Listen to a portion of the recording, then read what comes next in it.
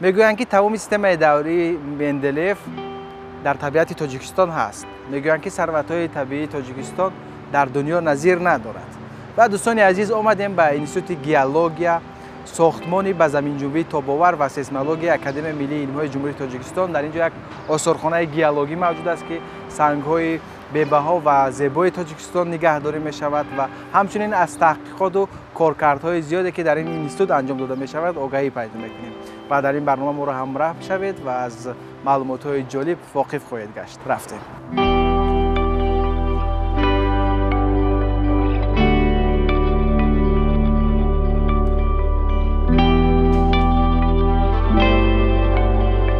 درود، شما خوب هستید؟ کارتون است. می‌خوایم که درباره همین آثارخانه‌ای که اینجا هست ما کمی معلومات پیدا کنیم و از اون سنگ‌های نادر و زیبای تاجیکستان که در آنجا جمع آوری کرده ببینیم. سرور می‌تونید درباره این انستیتوت کمی برای ما معلومات دهید؟ خیلی خوب. اول اگر از انستیتوت‌های قدیمی‌ترین بگیم اگر در ساختار اکادمی خطانو چون که سال 1941 انستیتوت هنوز در بعضی اون وقتی اکادمی فن‌های SSR تشکیل یافته بود. بعد وقتی سال 1951 اکادمی علوم‌های تاجیکستان تشکیل یافت و بر اختیار یعنی اکادمی علوم‌های جمهوری تاجیکستان سپرده شد. خوشبختانه سال 1911 انستیتوت ما یعنی انستیتوت گیولوژیا با انستیتوت ساختمانی به زمین‌جنبی تاب‌آور سیسمولوژیا متحد کرده شدند و حاضر که از انستیتوت بانفوذترین و کلانترین در مرکز جمهوری به شمار می‌رود چون که در اینجا سه سمت اساسی علمی که به جمهوری ما به نهایت هم ضرور و هم فایده بخش است هم مهم است این تحقیقات علمی برده می‌شود هم در سمت گیولوژیا ساختمانی به زمین‌جنبی تاب‌آور و سیسمولوژیا. در ساختار انستیتوت ما آثارخانه مینرالوژی گیولوژی مینرالوژی عمل می‌کند که عیناً تاریخش با تاریخ انستیتوت بستگی دارد پیوند است. حاضر ما می‌رویم نسبت تاریخش و همزمان نسبت اون مینرال و اون جنسایی که در اینجا جمع آوری شده است و زحمت هر یک کارمندی که در اینجا مثلا فعالیت دارد و فعالیت کرد ما این تجسم یافته است می‌بینیم. خب بفرمایید. چرا که گفتم یعنی که تاریخ این آثارخانه هم خیلی دور و دراز است. حاضر ما در اتالیه کوشش می‌کنیم که بر همه اینو آهسته آهسته صحبت کرده رویم. خب اینجا درآمدگاه است. بله درآمدگاه. چیزی که ما ببینیم دست راست ما این درخت است. خب همین این درخت است. بله این قسمت دیگرش انا اونجا هست اگر شما خوب به نظر گیرید اونم در بله اینو در همون در نتیجه عصرهای زیاد به سنگ تبدیل شده. بله این درخت است در نتیجه تحولات زمین یا که دیگرگونی که در ساختار زمین ما که تکتونیک میگیم به عمل میاد همون درخت وقتی که خواب میرود و که ویران میشود پور درونش پوری همین وای میشد ببین که مینرال ها جنس های کوهی و سخت شده به مدت زمان همون ساختاری درخت محافظت میشود. انا این مثال یکم همین است. اینجا دیگر مینرال های گوناگونی هست که همه اینا از خود جمهوری ما دسترس کرده شده است. شما ببینید چقدر رنگ‌های عجیب داره. بله. این سنگ با آمازونیت است که در جمهوری تاجیکستان در قسمتی پامیر شرقی میگیم وجود دارد. این همون میباشد. دیگر چیزی عجیبی اگر ما در اینجا همه یاد باشیم انا این ایزی دینوزاورها میباشند. دینوزاور. بله. اینجا هم هست انا اونجا هم هست. خب در جمهوری تاجیکستان همین موقعی که جایگیر شدی همین ایزای نظر در چند جای افت شده است نموشه در شیرکند در انزاب در ناحیه یوان و یک دو منطقه شلکر و ایران شده است. ثروت‌های طبیعی تاجیکستان در جهان نظیر ندارد و اون قدر سنگ‌های به‌بهایی که در تاجیکستان ما هست من فکر می‌کنم که در کل دنیا نیست. خب و همین گونه مثلا در اینجا سنگ‌ها نگهداری میشد. شروع می‌کنیم از قطار اول که در اینجا چی‌ها نگاه داشته خوب شده است این قطار اول عموما اینها مینرال‌ها و هم جنس‌های کوهی یک جای در این آثارخانه ما آورده شده است. در اینجا اصلا مینرال‌ها اگر شما ناز اهمیت نام‌های هر یک مینرال نوشته شده است. اونهایی که کمتر قیمت دارند در دیگه که لالیچه ها آورده شده است. هر یک همین مینرال یک معدن است برای کارکرد صنعتی. یعنی هر یک این جای استفاده خود رو در طبیعت و همه اینها از طبیعت تاجیکستان از طبیعت تاجیکستان است. میگه که در اینجا چه که در اونجا گفتیم در اینجا گوناگونی رنگ ها مثلا این دیده می شود. بله. خب و ببینید که مثلا هر یک سنگ است مثلا عادی نبویند ولی فکر میکنم که هر یک اینا یک کار علمی هستند ولو هر یک سنگ مثلا چقدر تحقیقات انجام داده شده است. بله در حقیقت شما درست گفتید. در این اینستیتوت از سالایی که گفته بودم تشکیل یافته بود این کارو ادامه تا حاضر هم ادامه دارد. خب انا همین شخصانی گویم که فدایی علم یعنی که عمری خودشون در آموزش یک تنها یک مینرال یا که یک ساختار یا که یک روند گیولوژی میبخشن که در آینده اینقدر مثلا ما میبینیم زیبایی که در اینجا جمع شده است. بله این درختی گفتید همین است مثلا قسم و همین شکل هستند. و واقعا هم ببینید مثلا همین قسم های درخت همون نشانه های درخت چقدر در اینجا مثلا برجسته عیان شده. خب میتوانیم از قسمت دیگر این خود اگر یک این خود یک تاریخ است. بله یک تاریخ پیدایش خودی همین جنس های تکشانی و مبادلگردی خودی همین گوییم که درخت بسنگ. این خود یک علم است الکی. خب از اینجا ببینید که اصلا در این قطار در این قسمت مینرال های پلیمتالی جمع شدن که اگر شما ببینید نام هر یک این در علوهیدگی نوشته شده است. میگیم که آفریده طبیعت است که موی قدر بره. مثلا ببینید چقدر رنگ زیبا چقدر تصویر زیبا تصویر طبیعی است که هیچ نقاش فکر میکنم که به این درجه نمیتواند زیبا آفرد. قسمت دیگر رو میبینیم. خب در این قسمت سنگا چقدر که گفتیم این هم مینرال هایی که از جمهوری تاجیکستان جمع بست شدن. اینجا در قسمت اول اصلا مینرال های فولیاریت فرمش کلسیفتور می باشد. چخیلی که ما در اول گفتیم اولیمونی هستند که در جمهوری تاجیکستان تمام عمر خود رو در آموزش همین یک مینرال صرف کردن. خب در تاجیکستان ما که عموما با آموزش پیدایش عموما حتی کشف این کنها رو نموده است. این استاد ابلاغ رجویش فیضی می باشد که چند سال دیرکتور اینستیتوت بودند. خب با نامشون حتی مینرال اینا فیزیویت هم مونده شده است. فیزیویت واقعا. بله. این همون مینرال های فولیاریت است. بله. که استاد همین مینرال های مثلا فولیاریت تاجیکستان را تمام جهان معرفی کردند و وابسته به این خودشون هم شناختی جهانی پیدا نمودند. واقعا. مثلا امیتیست اگر مثال بگیم قریب که در تمام منطقه تاجیکستان سر قطار کوه حصار در بدخشان هم میخورد. در قسمت شمال تاجیکستان هم میخورد. این کوارتز که بلوری کوهی اساسا این خیلی شکل‌های خوششون در قسمت شرقی تاجیکستان در ونج مثلا در یک قسمت‌های بدخشان کوهی میخورن. این چخیلی که ما گفتیم این متخصصانی رو خوبتر بها داده میتونن. این یک تاریخ است. وقتی که ما ببینیم یک کریستال خوشرو انکشاف یافته است دیگرش خوشرو انکشاف نیست. این تاریخ پیدایش همون و اون شرایط گیولوژیکی که همین شرایط برای با وجود اومدن و انکشاف یافتن همین کریستال ها تأمین نموده است. عجیب. واقعا مثل یک بلور چقدر زیبا هستند که از لذت میبرن و این سنگ ها نیست. این سنگ بالا چخیلی گفتیم اینو همش از همین جمهوری تاجیکستان. اینجا الکی هم مینرال ها میخورند هم جنس های کوهی.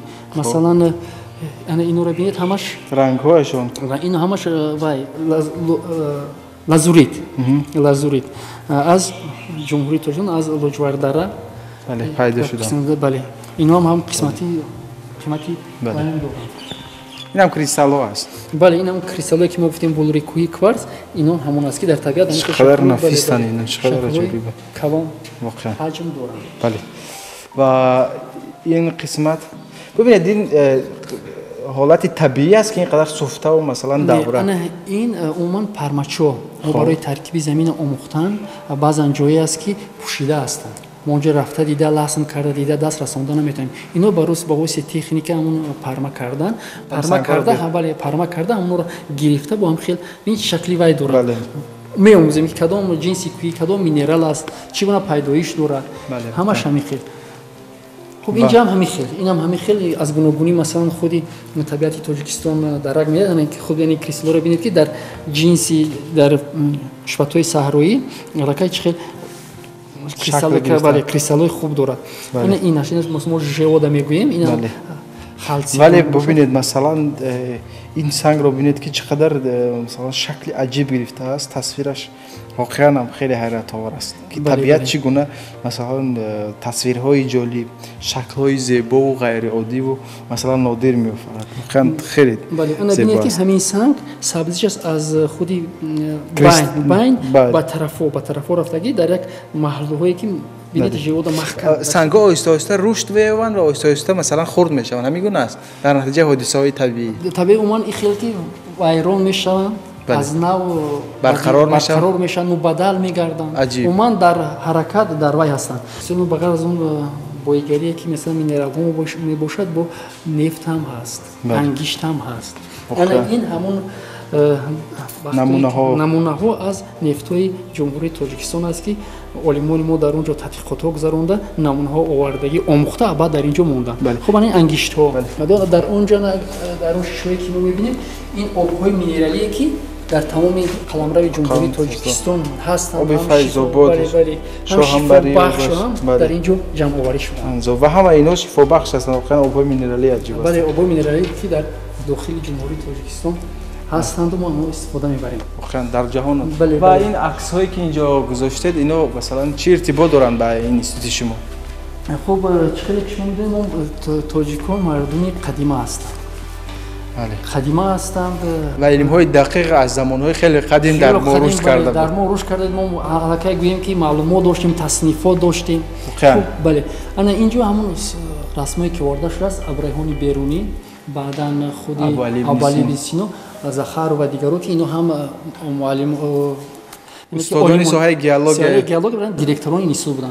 خب قسمت دیگر ما اکومین اکادمیک زنی تاجیک یوسف رو می‌بینیم که هم بسیار یک ایده آموزشی خاک‌های جمهوری تاجیکستان کارهای جالبی دقت رو انجام داده است و یک گونه اکادمیک زن در آسیای میانه بودن در همون وقت. دیگران علاقه اونایی بودن که مثلا استاد اکادمیک باراتوف خدمت بین‌المللی شایسته داشتن و دیگران شخصیت‌های دیگری که معروفه که عموما در علمی گیالوگیا که علمی که در حوزه اینستیتوت هست سهم دارن. سهمی خود رو گذاشتن. خب و این سنگ‌ها چه نوعی سنگ‌ها هستند؟ سنگ‌هایی که اینجا این سنگ‌ها علاقه پورا این ما مثلا جنس‌های کوی می‌بینیم که برای اون که در یک مثلا خودی نمونه یک چند مینرال علاقه ارزی وجود دارد. این حالتی که شما نشون دادید این حالت در طبیعت در نتیجه بادخورده‌شوی هم تاثیر گرمی و شمال مثلا و به همین گونه وارد میرسوند. برای وقتی که چیزی که تیز حل میشه در رها و در اینجا بله تیز وای میشوند، محلول میشن، آب شده میرن، اون مینرالایی که سخت‌تر هستن همین گونه شکل رو میگیرن. انا اینجا دیدن ممکن انا مثلا اینجا همین شکل‌ها ببینید چقدر زیبا هستن، عجیب. اون سنگ‌های باشن که عموما جنس‌های که سه شکل پیدایش دارن در عموم، یعنی که مگماتیکی، تاکشونی و متامورفیکی. اینا عموما جنس‌های تاکشونیکی در روی زمین با تاثیر بین مثلا آب در آب عموما پیدا شدگی هست. عجیب خیلی عجیب. و این سنگ‌ها انقریب یک خیلی اینا جنس‌های مگماتیکی میباشن. خیلی عموما در زیری زمین اون ولکان‌هایی که ولکان میشد و بر روی زمین نمیبرن، در داخل زمین میمونن، گرانیت و گرانودیوریتو و دیگران اینا کارکرد شده هستند. مثلا البته همه اینا گرفته شده سایقل داشته برای انیق کردن هر یک دانه‌های مینرالی که در اینجا جایگیر است. برای تستر شناختن و گفتن برای آموزشی چقدر که می‌بینیم برای یک مینرال چقدر کتاب و چقدر نوشته میشه. واقعا اگر بیننده عزیز ما اطرافی مثلا همین سنگ‌ها، اطرافی هر یک سنگ اگر یک ساعت هم حرف زنیم کم است، چون درباره هر یک سنگی که در اینجا هست کتاب‌های زیاد به نشر رسیدن، تحقیقات‌های زیاد انجام داده شدن. این خیلی زیبا است. ببینید چقدر مثلا انا این قطور نماد اینها در اول ببینید که چگونه شکل دارن. اینها موجودات زنده بودند. در حقیقت همین است. در حقیقت زمان اینا موجودات زنده بودن و حرکت داشتند و کار رو اجرا می‌کردند. بله خیلی عجیب است. در بحرها و در دریاها زندگی می‌کردند. در مدتی مثلا گذشتی وقتی آنها به حالت دیگر گیم گذاشتند. یعنی دلیلش این است که مثلا زمان همین مثلا بعضی از نقطه‌های تاجیکستان بحر و مثلا دریاهای زیاد بود. از همین دلیل همین سنگ‌ها که مثلا این شکل داشتن، جنس‌های بحری و مثلا همینا هستن. خیلی عجیب هستن. ببینید که چقدر زیبا هستن، نه؟ چقدر در هم قالب سنگ شدن. مثلا به اندیشه شما مثلا همین سنگ‌ها چند اصل عمر دارن؟ همین سنگ‌هایی که مثلا از جنس‌های زنده بودن در قدیم. در اینجا که هم اینا گفته شده زمانی بود که اون تمام منطقه جمهوری تاجیکستان زیر بحر بود. بعدی بحر رفتن مثلا زیر پیریخ‌ها بود.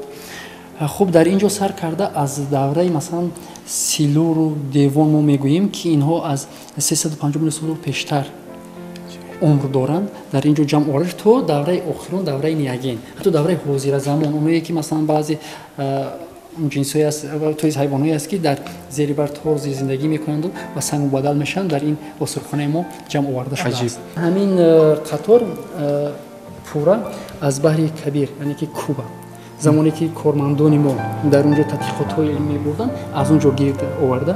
ای سنگایی که از خارج کشور آورده شده. بله اونهایی که مثلا میگیم که ببین اینجا مثلا سکلیدی که ساختمان دیگرش هست وجود دارد. بله خیلی زیباست. اینا همشون سنگ هستن سخت هستن نه؟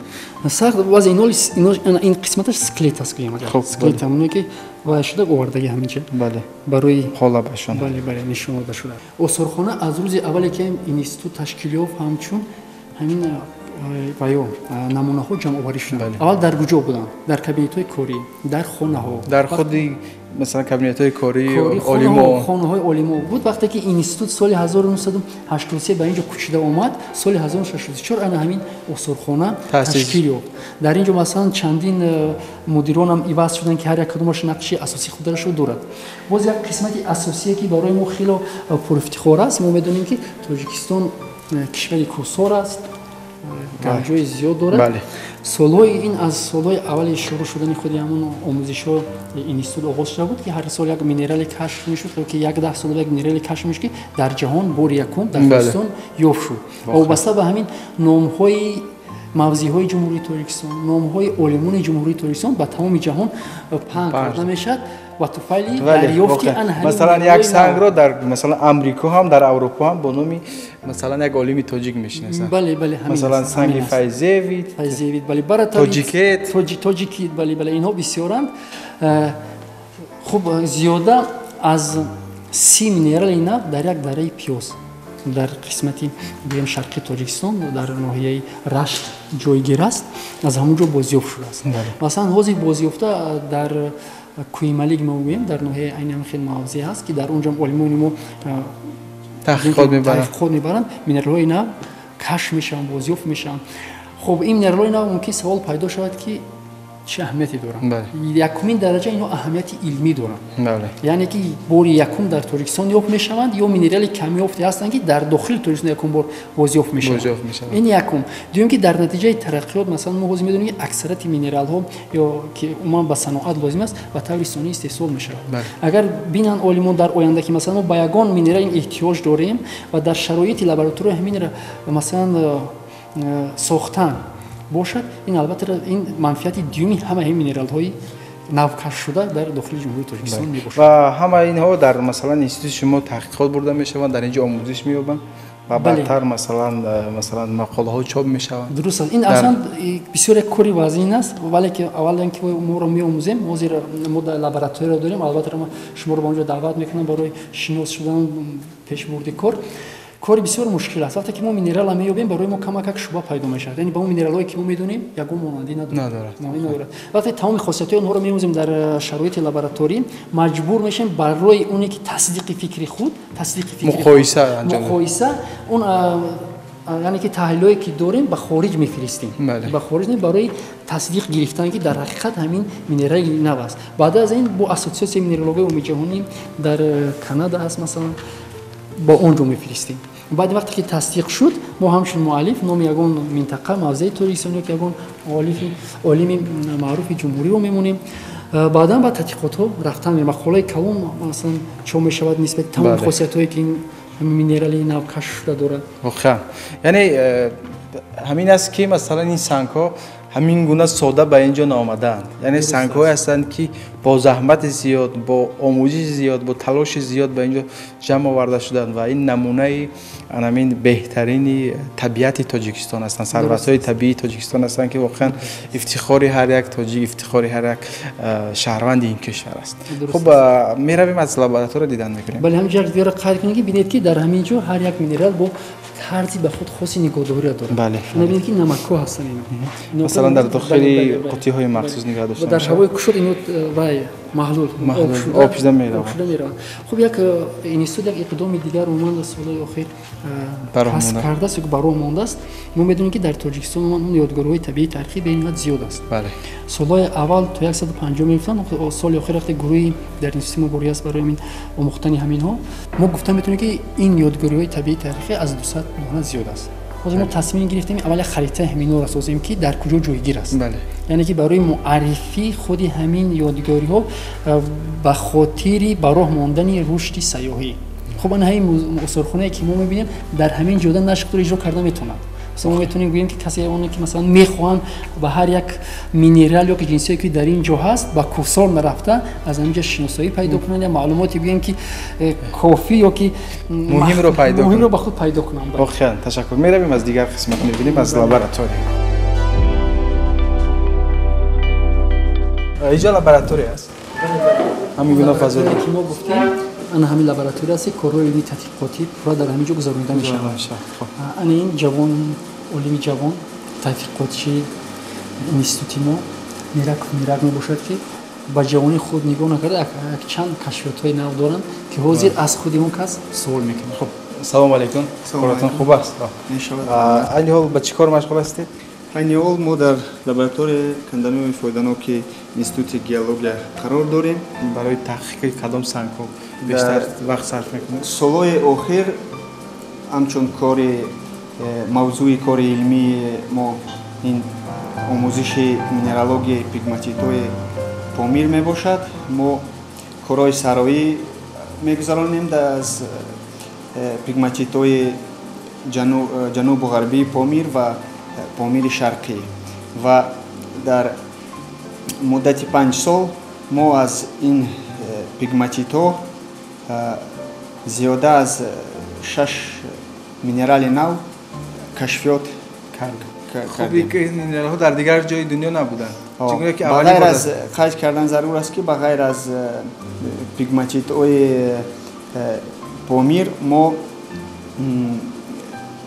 дар шимоли Тоҷикистон аз кони ангишти фони Ағноб мо сӯхтори зеризаминӣ ки дар наздики кони ангишти фони Ағноб мавҷуд аст, мо минералогияи вайам омӯхта истодаем ва аз ҳамун сӯхтори зеризамиам чанд минерали навро кашф кардаем. ҳоло дар зери масалан микроскопи шумо хеле масалан минерали хурд аст. Чӣ аст ин ҷо? қайд кардан зарур аст ки минералҳое ки мо омӯхта истодаем асосан ва ё бисёр майдаанд. Хеле майдаанд ва барои ҳамин барои кашф кардани минерали нав яъне вақти бисёр зарур аст. мо вақти бисёр сарф мекунем. Мешавад ки минерал барои пеш аз ба комиссия равон кардан пешниҳод кардани минерали нав мешавад ки то вақти омӯзиши минерал 1 сол давом мекунад. Мешавад баъзе минералҳое ки зиёда аз 1 сол ҳам давом мекунад ки бояд пурра омӯхта шаванд ва баъд ба комиссия барои тасдиқ кардани минералҳои нав равона карда мешаванд. ҳоло шумо ҷараёни ҳамин омӯзиш мо дар ҳозир дар ҷараёни омӯзиши баъди корҳои сароӣ бо якчанд фазаҳо гӯем минералҳое ки барои мо ва барои ҷаҳон маълум нестанд омӯхта истодаем. Минералҳое ки мо дар муддати дар солҳои охир омӯхта истодаем ва кашф карда истодаем асосан ба баъди ба комиссияи байналмилалӣ равон кардан ҳатман барои минерали нав ном гузоштан дар кор аст ва мо асосан номгузорӣ барои минералҳо аз рӯи минтақае ки мо дар ҳамун ҷо минералҳоро ёфтагием. мо минерала ёфтем дар шарқи помир ва минерала ба номи бадахшони кӯҳӣ бадахшанит мондем. Минерала ёфтем дар шимоли Тоҷикистон дар ноҳияи ҳайнӣ дар гирду атрофи ҳамун кони ангишти фони Ағноб ва номи пештараи ҳамун минтақа фалғар ном доштааст ва мо нома минерала фалгарит мондем. Ду минерали охире ки мо кашф кардем ба номи олимони ки дар соҳаи геология кор кардагиянд, кору фаъолият кардагиянд ва сами худро гузоштагиянд ба номи профессор Хасанов минерала хасанавит мондем ва минерали охироне ки кашф кардем ба номи устод Искандаровит ном гузоштем. Ва дар оянда ният дорем ки агар минералҳо ёфт шаванд ва кашфиёт карда шаванд ба минтақаҳое ки дар ҳудуди Тоҷикистон агар минералҳо ёфт шаванд ба минтақаҳои вобаста ба минтақа ва номгузорӣ шавад ё ба номи олимоне ки дар соҳаи геология ва дар соҳаи минералогия кору фаъолият кардан ва сами худро гузоштанд. Ташаккур зиёд, муваффақ бошед. Охиран хеле ҷолиб аст ва фикр мекунам ки шумо ҳеҷ вақт аз таҳқиқу аз коркарду аз масалан омӯзиши ин хаста намешавед ва ҳамеша шавқовару ҷолиба мемонад. Ташаккур барори кор.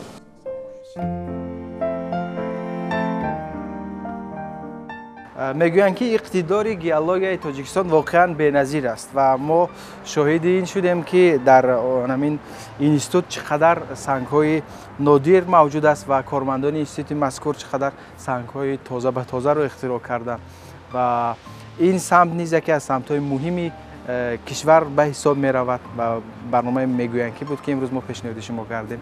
мутмаинам ки барои шумо писанд омад. То дидори дигар хайр.